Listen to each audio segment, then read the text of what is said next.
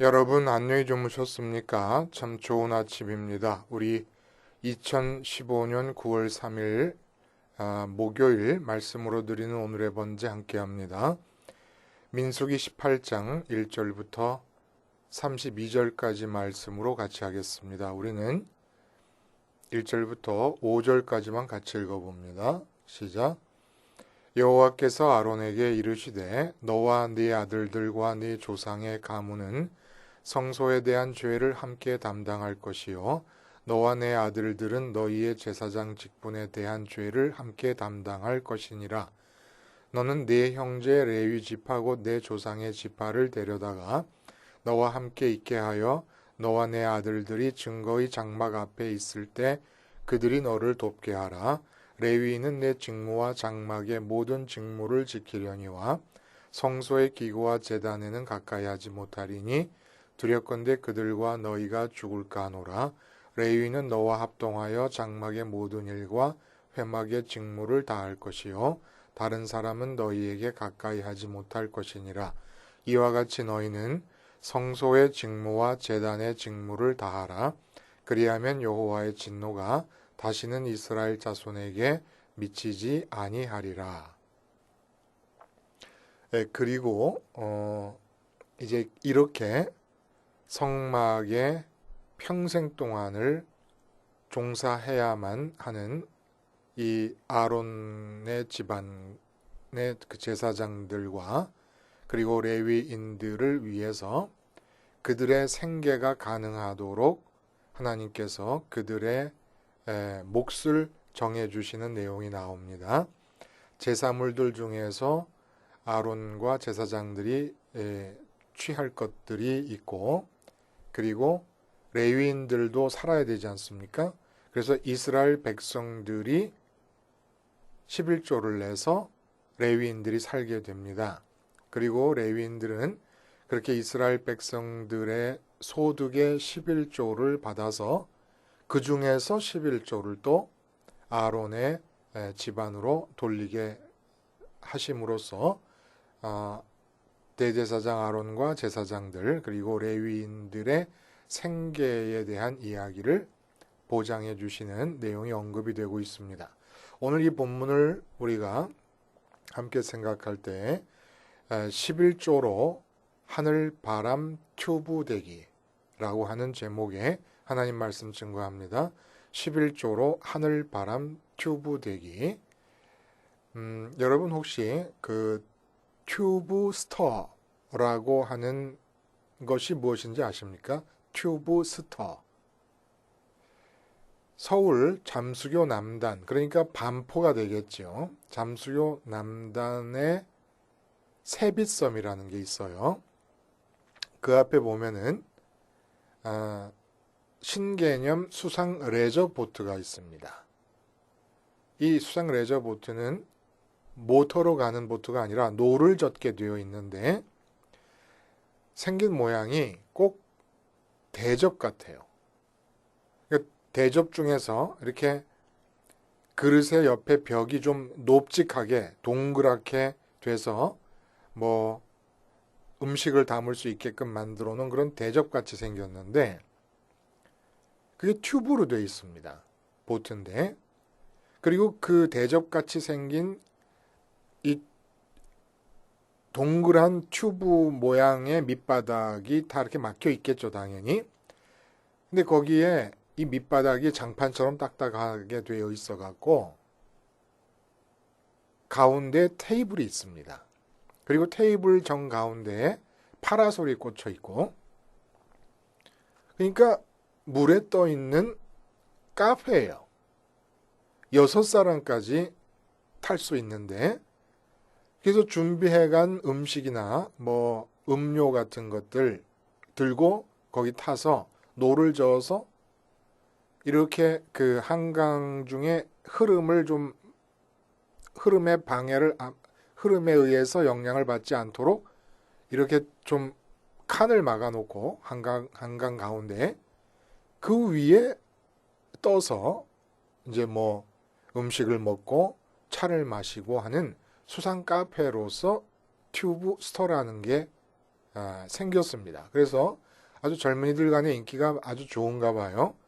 신선 노름이지요. 한강물에 떠가지고 그렇게 있는 게. 근데 비싸더라고요. 그 인터넷을 찾아봤더니 40분 빌리는데 3만 원이에요. 1시간이면 4만 2천 원. 너무 짧죠, 시간이. 이건 40분 동안 빌리거나 1시간 동안 빌리고 그리고 내려와야 되는데 여러분 아시는 대로 이탈리아 베네치아는 아예 그 바닷물 위에 도시를 지었죠. 수십만 그루의 통나무를 산에서 베어다가 바닥에 박아 놓습니다. 그리고 그 수십만 주의 나무 기둥들 위에 평평한 공간을 만들어 가지고 그 위에 집을 지은 것이에요. 그냥 물 위에 떠 있지요. 하나님이 나를 택하셨다. 그러면 하나님이 택함을 받은 나의 이 땅에서의 삶은 어떤 삶이어야 되느냐? 튜브 스터트하고 이 세상 바다에서 떠 있으면서 물놀이 하듯이 사는 것이 바로 선민의 삶입니다. 그러면 그렇지 않은 사람은, 선민이 아닌 사람은, 그러니까 교인들 중에도 선민이 아닌 사람들이 있어요. 조직 교회 안에 들어온 일원이 됐다고 다 선민이 아니니까. 그럼 선민이 아닌 사람들의 특징은 뭐냐면 이 세상 바다에 빠져서 살고 있다는 겁니다. 세상 바다에 빠져서 산다는 게 도대체 뭐냐? 마음의 지성소 안에 우리 마음의 지성소가 있어요. 이 세상 것 중에 좋은 것이라고 느끼고 믿어서 담아둘 경우에 세상에 빠지게 됩니다. 마음의 지성소라는 건 뭐냐면 내가 그것을 가지면, 그것을 이루면, 그것과 관계하면 너무 기쁠 거라고 믿어지는 것이 내 마음에 들어와 있는 자리가 마음의 지성소입니다. 그러니까 내 마음의 첫 번째 사랑의 대상이 들어와 있게 되는 자리가 마음의 지성소라는 거예요. 근데 그 마음의 지성소 안에 이 세상 것이 들어와 있어서 내가 그것만 있으면 행복할 거다. 내가 그것만 있으면 기쁠 거다. 내가 요것만 이루어지면 만족할 거다라고 느껴지는 게 세상 것이면 이제 세상에 빠져 살게 되는 겁니다. 세상에 빠져 사는 건 해녀가 바닷속 깊이 자맥질에서 들어가서 전복을 따고 굴을 따고 이러듯이 결국 기쁨을 캐내려고 하는 겁니다. 그런데 이렇게 세상 것을 마음의 지성소에 담고 세상의 것들로부터 기쁨을 캐내려고 할 때 나타나는 일이 우울증이에요. 왜 이렇게 가라앉아 있냐? 걱정이에요. 근심이에요. 그래서 항상 기뻐하라고 하는 사도 바울의 말은 어때야 가능하느냐? 세상에 빠지지 않아야. 왜 이렇게 가라앉아 있어? 왜 그렇게 기분이 가라앉아 있어? 왜 이렇게 분위기가 무거워? 그렇게 얘기하지 않습니까? 세상 것을 담으면 무거워지고 세상 것을 마음에 담으면 세상 바다에 빠져서 살게 되고 항상 헐떡거리며 사는 거예요. 반면에 베드로가 말한 대로 사도행전에서 회개하고 예수님을 받아들이게 되면 유쾌하게 되는 날이 임한다 이런 말을 합니다. 유쾌하게 되는 날이라서 유쾌함이라는 건 하늘을 향해 호흡한다 이런 뜻이 됩니다. 왜 그렇습니까? 선민이면 예수 믿는 사람들이잖아요. 예수 믿는 사람은 돈에 빠지지 않습니다. 돈 쓰는 맛에 빠지지 않고 돈 버는 맛에 빠지지도 않고 권력을 휘두르는 맛에 빠지지도 않고 목사님들 같은 경우는 목회하는 맛에 빠지지도 않습니다. 엄마 같으면 자녀를 키우는 맛에 빠지지 않습니다. 아빠 같으면 사업하는 맛에 빠지지 않습니다. 골프에 빠지지 않고 취미에 빠지지 않는 거예요. 그러면 이 사람들은 어떻게 빠지지 않을 수가 있느냐? 이 세상에 존재하는 것들 중에 딱 하나의 존재가 마음에 담았을 때 이 세상에 빠지지 않게 될 수 있는 존재가 있습니다. 예수님이에요, 예수님. 예수님은 승천하셨지만 성령님을 통해서 여전히 이 땅에서 우리와 함께 계십니다. 이 땅에 보이지 않게 계시는 예수님, 이 땅에 있는 존재들 중에 보이지 않게 존재하시는 예수님 한 분만이 우리 마음에 담았을 때 우리가 이 세상에 빠지지 않을 수 있게 되는 거예요. 근데 왜 그렇습니까? 예수님은 이 땅에 오셨었지만은 그분은 존재 자체가 하늘이세요. 그러니까 땅에 내려온 하늘이기 때문에 땅에 내려오신 하늘이신 예수님을 마음에 담을 때는 우리 마음이 튜브에 바람이 잔뜩 들어가서 물에 띄우면 절대로 물에 가라앉지 않는 것과 마찬가지로 우리 마음이 팽팽한 튜브가 되는 거예요. 우리 마음이 물에 안 빠지면 이제부터 이 세상살이에 빠지지 않게 됩니다. 직장에 가서도 직장에 빠지지 않고 돈을 만져도 돈에 빠지지 않고 목회를 해도 목회에 빠지지 않고 자녀를 길러도 자녀에 빠지지 않는 거예요. 이 얘기를 예수님께서 뭐라 그러셨냐면 나를 따르려면 처자나 형제나 자매나 심지어는 목숨까지도 미워하지 않으면 안 된다. 이건 무슨 얘기냐면 예수님을 내 마음의 지성소에 모셔드리려면 그래서 하늘 바람으로 내 마음이 가득 찬 튜브가 되려면 그래서 세상에 빠지지 않으려면 내 목숨까지도 미워해라. 내 몸까지도 마음 안에 받아들이지 말라는 얘기입니다. 그러니까 내 마음은 내 몸조차도 포함해서 이 세상 모든 것들에 대해서 방수 처리가 되어 있어야 된다는 거예요. 절대로 마음이 흡수해버리면 안 된다는 거예요. 어떤 것도 흡수해버리면 안 된다는 겁니다. 그럴 때 세상에 빠지지 않고 사는데 세상에 빠지지 않는 우리 사람이 기분이 좋고 그럴 때 왜 그렇게 들떠 있어? 그래 떠요 떠. 왜 이렇게 방방 뜨냐? 왜 이렇게 하늘을 나는 것 같으냐? 가벼워집니다. 그 뜬 상태에서 사는 거예요. 그게 우리가 처자도 미워하고 형제도 미워하고 자매도 미워하고 내 목숨까지도 미워한다. 그리고 어떻게 사느냐 이런 생각을 하잖아요. 그래야 돼요. 그렇게 하기 위해 그렇게 하는 이유가 뭡니까? 예수님 따라가려고. 예수님 따라간다는 게 뭐 예수님 마음의 지성소 안에 모셔드리려고. 하늘이신 예수님을 마음에 모셔드려서 내가 물에 뜨지 않고 또 예수님을 모셔드리려니까 마음을 비워야 돼서 가족까지 미워하고 내 목숨, 내 몸까지도 내 마음에서 떨쳐버립니다. 미워하는 거예요. 방수 처리된 천이 물방울을 떨쳐내듯이 떨쳐내는 겁니다. 그러면 어떤 일이 일어나느냐? 진짜 내 가족이 세상에 빠져서 헐떡거릴 때 세상 일 때문에 치고 세상 일 때문에 숨가빠하고 세상 일 때문에 스트레스 받고 스트레스 받으면 신체도 망가지지 않습니까?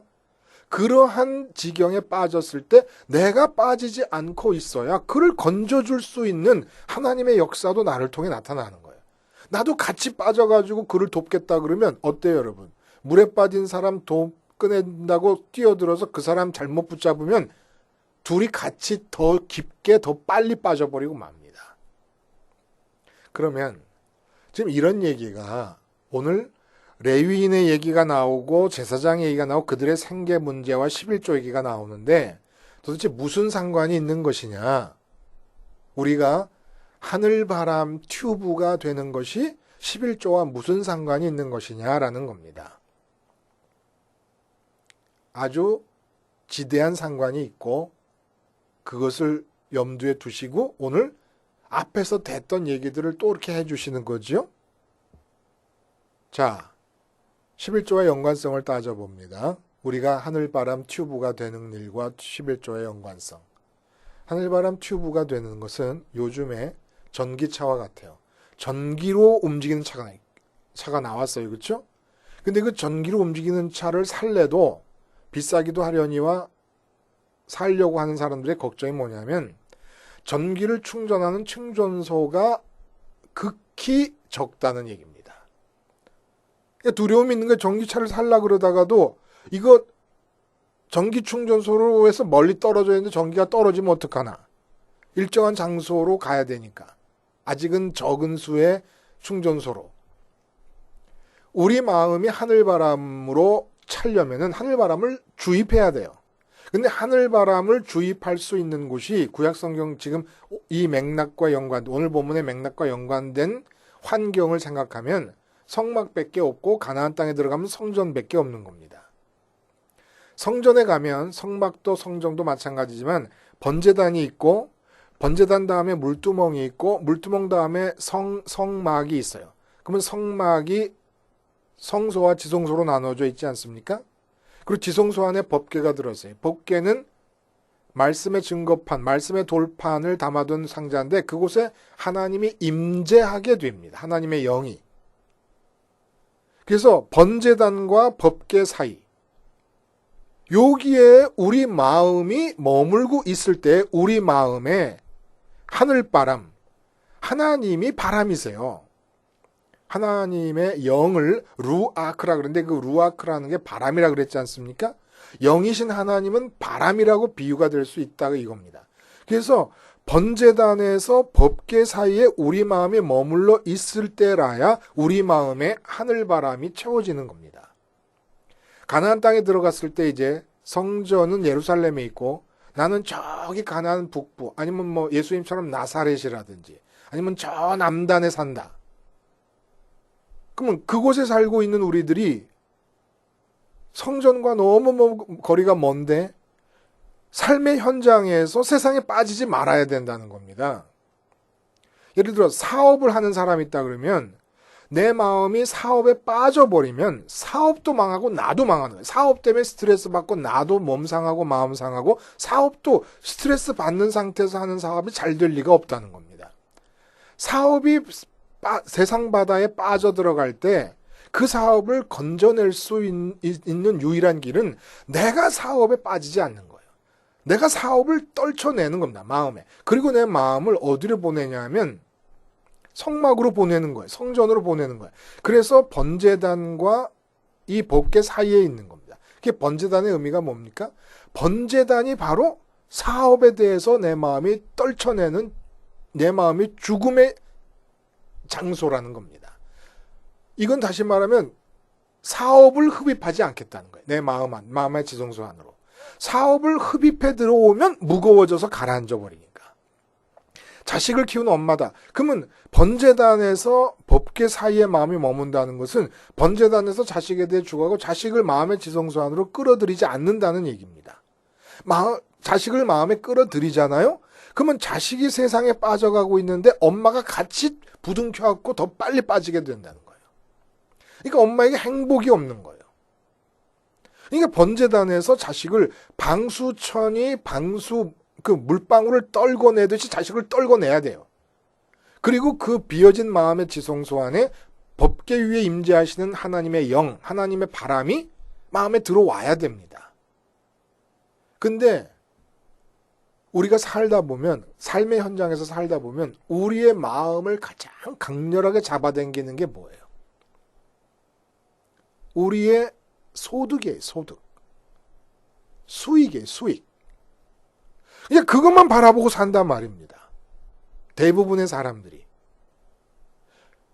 교수님이 돈과 관계없는 것 같아요. 근데 교수님 일을 하는데 한 2달 동안 교수 봉급을 학교에서 안 준다. 교수 때려쳐야 되죠. 소득이 정해진 대로 변동 없이 꼬박꼬박 들어올 것이 전제되어 있으니까 혹시 소득을 잊어버리고 돈을 잊어버리고 교수 일에 전념할 수는 있지만 소득이 없게 된다 그러면 안 된다는 거예요. 이게 사람이 살려고 하니까 어쩔 수 없이 마음으로 소득을 바라보게 되는데 소득을 한참 바라보고 열심히 살아가는데 하나님께서 하늘에서 11조 내라 하고 딱 규정을 내리시는 겁니다. 그러니까 마음이 다 빠져있는 소득을 바라보면서 일하고 소득을 바라보면서 봉사하고 소득을 바라보면서 가르치고 소득을 바라보면서 의사하고 소득을 바라보면서 대통령 합니다. 근데 그 소득의 11조를 바치라는 하나님의 명령을 듣는 자들이 선민 아니겠습니까?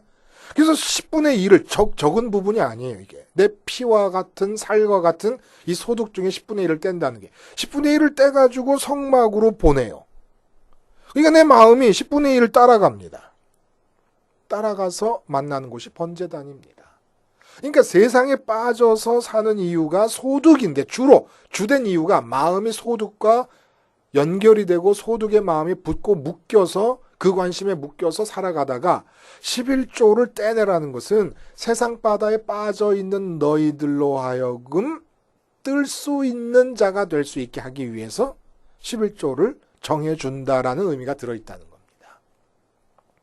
그러니까 세상으로부터의 자유, 이게 11조를 통해서 일어나는 거예요. 그래서 11조를 따라 내 마음을 하나님께 드리면 세상에서 빠져나와서 성막 앞으로 가게 됩니다. 그래서 번제단에서 내 마음에 들어와 있던 모든 세상 것들, 이 상황을 죽여버린 거예요. 마음에 잔뜩 들어와 있는 이 마음의 존재 상태를 번제단에서 죽여버리고, 그러면 이제 세상에 대해서 죽었으니까 마음의 공기 주입구가 법계에 임하시는, 법계 위에 임재하시는 하나님을 향해서 그 주입구가 조정이 될 수 있는, 방향이 조정이 된다는 겁니다. 이때 온다는 거예요. 하나님의 바람이 들어온다는 겁니다. 이렇게 해서 현장에서 어떻게 사느냐? 날마다 오늘의 번제란다. 상번제를 드리잖아요, 제사장들이. 아침에 드리고 저녁에. 그러니까 1년 365일 절기 때 드리는 제사에 덧붙여서 1년 365일을 하루에 2번씩 제사를 드리니까 양을 잡아서 각을 떠서 번제단 위에 올려서 태우면 타는 시간이 있을 것이고, 그러면 하루 반나절 다 지나고 그 다음에 또 한 마리를 또 번제를 드리냐. 이건 뭐예요? 어느 현장에서, 어느 삶의 현장에서 살든지 그들이 삶의 현장에서 살고 있는 모든 행동이 소득과 연결이 되어 있는데, 그 모든, 오늘 버는 돈이 있으면 결국 한 달 동안 번 돈을 11조를 떼나 오늘 번 돈을 맨날 10분씩 일씩 떼서 모아가지고 한 달치를 내는 것이나 다 똑같은 거 아닙니까? 항상 내가 하는 행동 때문에 주어지는 모든 소득에 대해서는 10분의 1이 성막에 들여져야 된다는 것을 기억하라는 얘기입니다. 이렇게 함으로써 내게 들어오는 소득, 그 소득을 위한 모든 노동을 하는 현장에서 마음이 성막으로 가는 거예요. 성막으로 가서, 내가 지금 이 사업을 하고 있지만 나는 번제단에서 지금 제사장들이, 레위인들이 그들에게는 사업도 없고 이 세상에 장사도 할 수도 없고 아무것도 없이 양만 죽이고 있다. 제사만 드리고 있다. 근데 나를 위해서 그러고 있다. 왜 나를 위해서 양을 죽이고 있냐? 내가 죽은 것이다. 어떤 내가 죽은 것이냐? 세상 것을 자꾸 빨아들여서 마음의 지성소 안에 끌어들이려고 하는, 그래서 세상에서 하는 일을 통해 내가 기쁘어 들려고 그러고 만족하려고 하는 이런 내 존재가 지금도 번제단에서, 성전의 번제단에서 다 죽고 있다. 라고 기억하면서 세상을 사는 겁니다.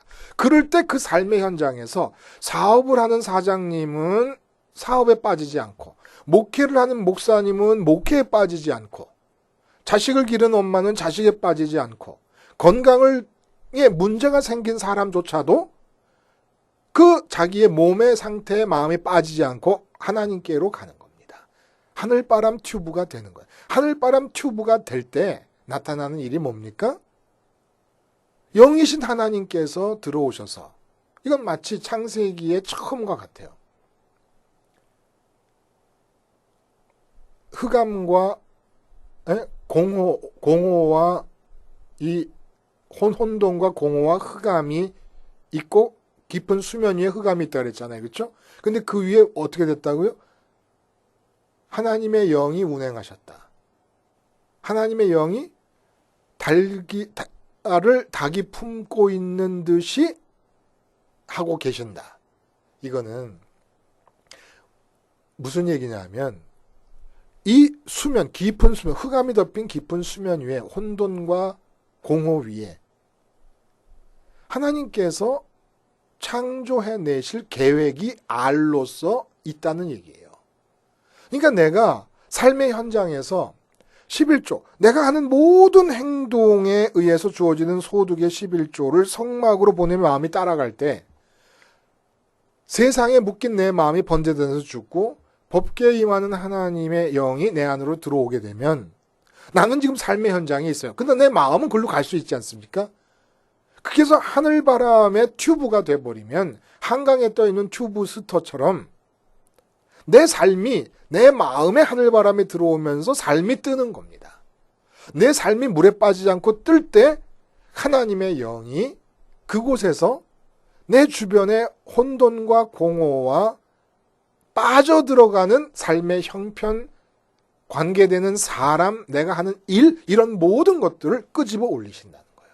끄집어 올리신다. 그러니까 내 몸에 이상이 생겼다. 그러면 모든 병자들의 관심은 오로지 자기 몸의 건강이에요. 다른 말이 들리지 않아요. 그래서 성경을 읽을 때도 자기가 갖고 있는 첫 번째 관심사에 연결해서 성경을 이해해버립니다.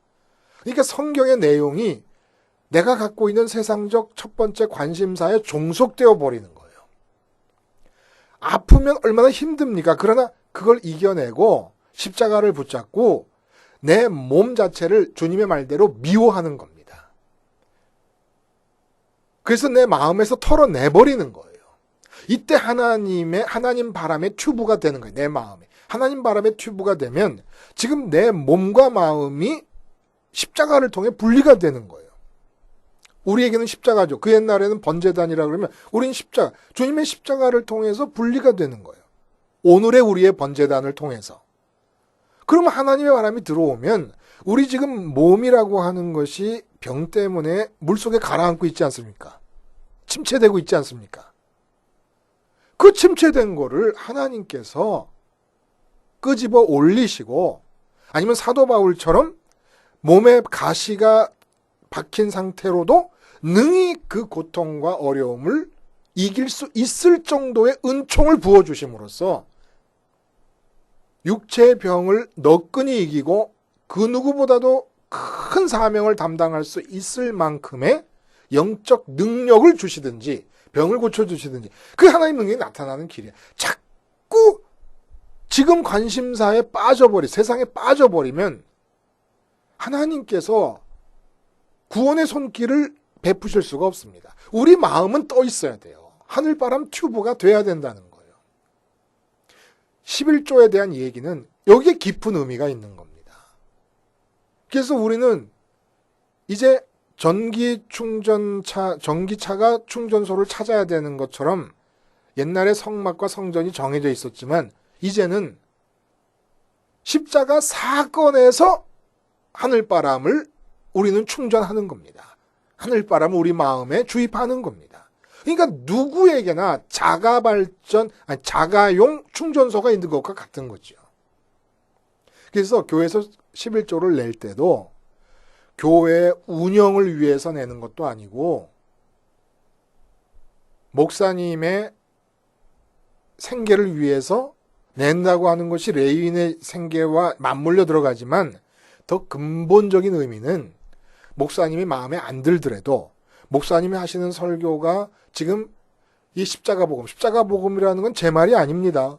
그건 성경의 말이에요. 이 십자가 복음의 내용적 기준에 맞지 않는 설교를 해서 못마땅하더라도 우리가 교회 11조를 내는 것은 십자가 사건을 보고 내는 거예요. 십자가 사건을 보고. 목사님을 보고 내는 게 아니라 교회 조직이 운영될 수 있도록 하기 위해 내는 게 아니라 근본 취지가 그렇다는 겁니다. 레위인의 생계와 아론 제사장의 생계를 위해서 내는 것과 같이 겉으로 보이지만은 그 깊은 의미는 무엇이냐? 우리 마음을 세상으로부터 빠져나오게 하는 것이고 그리고 세상으로부터 빠져나온 마음에 하늘바람을 주입하도록 하는데 11조를 낸다고 하는 그 더 깊은 더 본래적인 의도가 들어있다는 겁니다. 그리고 아론과 이 제사장들과 레위인들은 그러한 하늘바람을 주입할 수 있도록 하기 위해 성막을 운영했으니까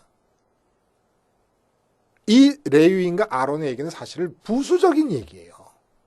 더 근본적으로는 네가 성막에 와서 번제단과 법궤 사이에 마음을 두고 하늘바람이 주입되는 하늘바람 튜브가 될 것이냐 말 것이냐가 더 근본적인 이유라는 겁니다.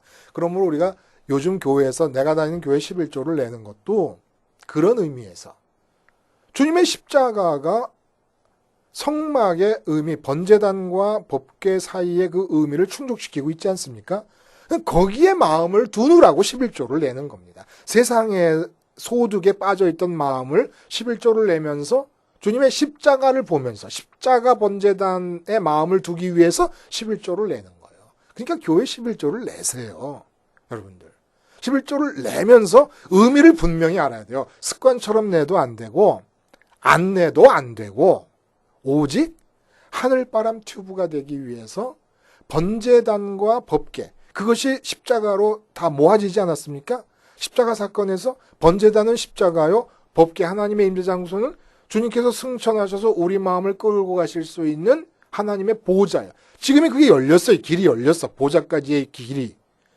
그러니까 십자가와 승천하신 그곳 보좌 우편까지의 공간에 내 마음을 두는 것이 성막을 통해 가능해졌으니까 11조를 내는 겁니다. 목사님 보고 내는 거 아니니까. 그러니까 좀 교회에 당회가 하는 일이 못마땅하더라도 11조는 교회 보고 내는 거 목사님 보고 내는 게 아니고 그 십자가부터 승천까지의 공간을 주님이 만드셨기 때문에 그곳에 마음을 두기 위해서. 근데 11조도 안 내면서 그곳에 마음을 둔다. 이거는요. 제가 장담해요. 밑바닥에 아직까지 근본적으로 십자가를 붙잡는 것이 아닙니다. 십자가 복음 말씀이 귀를 울릴 수는 있지만 진심으로 마음으로 11조를 안 내면서 내가 신앙인이다. 십자가를 제대로 붙들고 있다. 그렇게 말할 수는 없다고 저는 확신을 합니다. 기도하시겠습니다. 하나님 아버지 11조 사랑의 뜻이 담겨져 있습니다. 내 삶 전체가 세상의 걱정과 우울에 빠지지 않고 살 수 있도록 하는 하늘바람 튜브 되게 하시려는 사랑임을 믿고 충실한 11조 생활을 통하여 이 11조 규정에 약속된 은혜를 실제로 경험하며 살게 해 주시옵소서. 예수님의 이름으로 기도하옵나이다. 아멘.